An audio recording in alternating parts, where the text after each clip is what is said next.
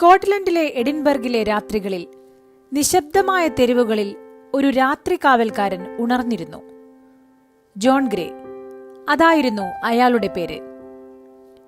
ഇരുട്ടിൽ മാത്രം ഉണർന്നിരുന്ന ഒരു സാധാരണ മനുഷ്യൻ.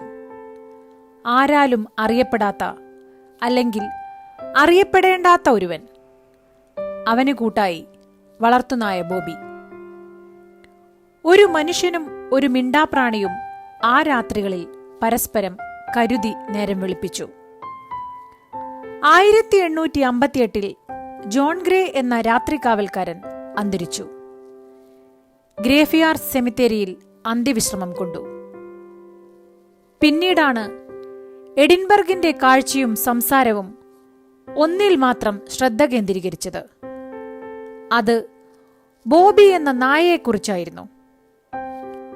എല്ലാ ദിവസവും ബോബി ജോണിന്റെ കുഴിമാടത്തിലെത്തി. ചില ദിവസങ്ങളിൽ മണിക്കൂറുകളോളം അവിടെ ചെലവഴിച്ചു. ഈ ശീലം തുടർന്നു. അതങ്ങനെ നീണ്ട 14 വർഷങ്ങൾ തുടർന്നു. അവസാനം ബോബിയും മരണമടഞ്ഞു. ആ സ്നേഹം എഡിൻബർഗ് നിവാസികൾക്ക് മറക്കാനാകുമായിരുന്നില്ല. ജോണിനടുത്ത് ബോബിയും വിശ്രമിച്ചു. മാത്രമല്ല, നഗരഹൃദയത്തിൽ അവർ ഒരു സ്മാരകശിലയും ബോബിയുടെ വലിയൊരു പ്രതിമയും അതിനു ചുറ്റും ജലധാരയും സ്ഥാപിച്ചു. നിശബ്ദമായ ആ കരുതൽ ഇന്നും എഡിൻബർഗിൽ കാണാം. കൊടുത്താൽ മാത്രം കിട്ടുന്നതാണ് സ്നേഹവും ബഹുമാനവും.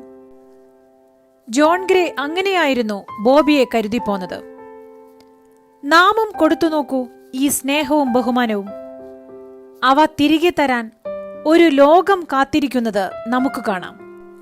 ശുഭദിനം.